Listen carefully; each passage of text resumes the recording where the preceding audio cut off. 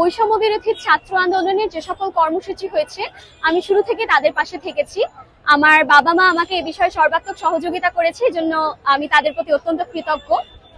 বর্তমানে সামাজিক যোগাযোগ মাধ্যমে যে সাম্প্রতিক বন্যার চিত্র তা আমাকে অত্যন্ত ব্যথিত করেছে। মানুষের যেই দুর্বিষহ অবস্থা এটা আমাকে অত্যন্ত ব্যথিত করেছে। এজন্য আমি আমার গত 1 বছরের যে সামান্য সঞ্চয়টুকু আছে এবং আমার স্কুলে যাতায়াতের আগামী 1 মাসে যে যাতায়াত খরচ, রিক্সা ভাড়া এবং টিফিনের খরচ, সেটা আমি আমার বাবা মার থেকে আগে থেকে নিয়েছি। বলেছি আমি এটা বন্যাত কবলিত মানুষদেরকে দিতে চাই। আর এজন্যই আর কি আজকে ঢাকা বিশ্ববিদ্যালয় টিএসসি ক্যাম্পাসে আমি বন্যার্ত কবলিত মানুষদেরকে সাহায্য করার জন্য এসেছি।